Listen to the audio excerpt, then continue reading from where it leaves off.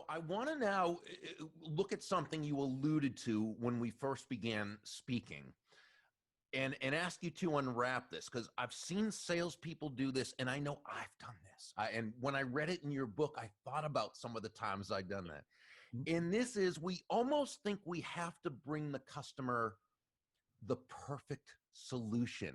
So when they're giving us those objections, the white or the gray or the black or the, what have you, it's like, oh no, and we almost try to find some way we can please them 100%, but we can't. But here's what you're saying. We don't really have to. That's okay, because why?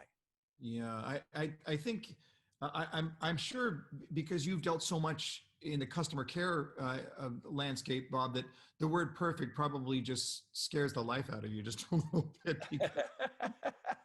because it simply does not exist, right? So the idea that if we're trying to find the perfect solution, or if we tell our customers we want to find you the perfect solution, you're really going to be setting them up for disappointment. I think that we have to take the word perfect out of the vocabulary and insert the word best. Here's the way that I look at this.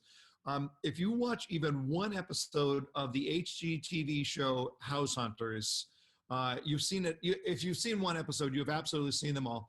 And they all start the same way, right? Bob and Jennifer and their 6 kids have outgrown their 2-bedroom apartment. Bob and Jennifer are looking for 8 bedrooms, 4 baths, 3,800 square feet on 5 acres, walking distance to the beach, and their price point is $185,000. And so whatever ridiculous thing they're asking for at the front of the show is not anywhere close to what they buy at the end of the show. So what we're really doing here in the sales process is trying to figure out what matters most. It's what I refer to as the customer's hierarchy of values. And as we're going through that process of understanding the customer, there are the must-haves and the want-to-haves, and you've got to separate those out. If you understand the hierarchy of values, then you will get a good clue as to whether the customer will actually make the decision and what they are willing to deal with and be able to accept, even though it may not be perfect. Is this where the question, can you live with it, comes into play? And how powerful is that, Jeff? I put double stars next to it. I thought that was so powerful.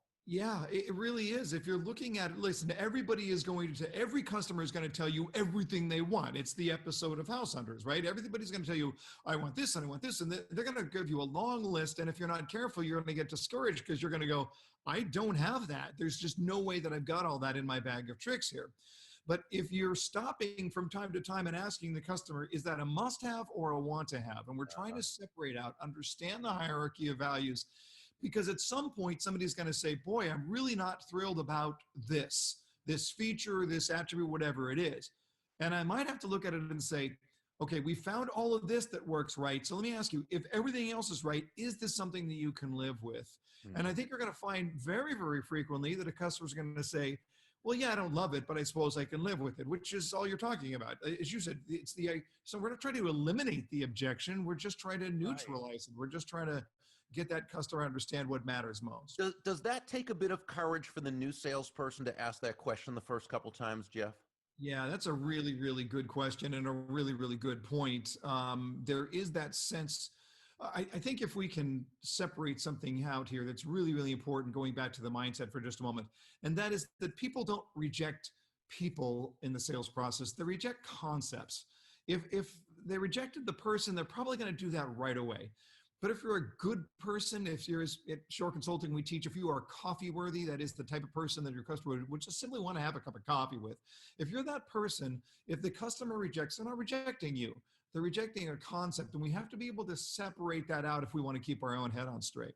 What do I do with an objection that just can't be overcome? In other words, which of course we're not overcoming anyway, but we'll still use that vernacular on this.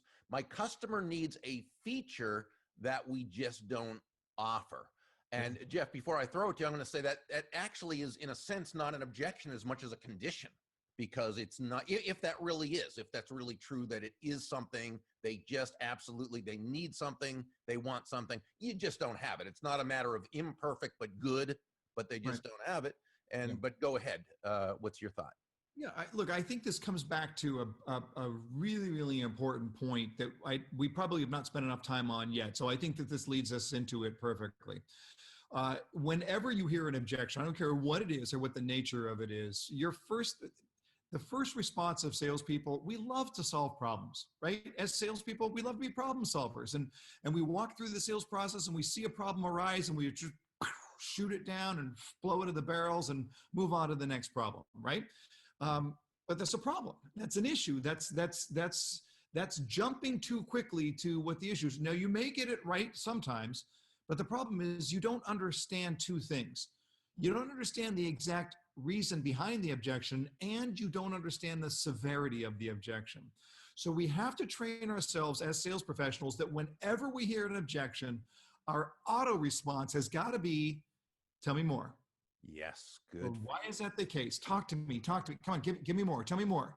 Now, the weak-minded salesperson is going to say, I don't want to know more. It's an objection. And that's going to get you into trouble. You want to look at it and say, come on, bring it. Tell me. This is what counselors make a living off of the phrase, tell me more about that. Because now I can start to get into the depth behind it. So if I'm looking at it, let's say I'm selling homes and somebody says, boy, I really need to have a home with a master bedroom and full bathroom downstairs. Right? Now I can look at it and go, I don't have one of those, goodbye. Or I could look at it and say, tell me why. Great, tell me why. Well, my mother lives with us and she can't do stairs at all. She has to have a full bedroom. Well, listen, if I don't have a bedroom and a bathroom downstairs, that's what we call a non-sale. And I simply don't have it. So I've got to, this is where we separate, is it a must have or a want to have? But I think that the key here is that you have to ask first and foremost the question, why is that objection? What is the nature of that? So getting back then to Jane's question, if you don't have something that they absolutely have to have, then that person is not a buyer for you. No. I'm not going to lose any sleep over not selling to someone who couldn't buy it anyway. And refer them to someone who has, exactly. what they have. Absolutely. Because it's all about, them. And this is why I just love what you do, Jeff, because in all your books, and I think I've read just about all your books, the respect you have for serving the buyer is just immense. And I just love it. And that's always, because that's the kind of person you are too. That's your character.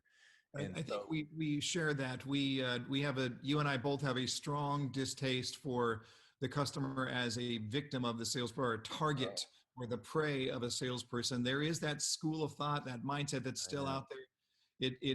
As long as I'm on this planet, I will strive to undo that level of thinking.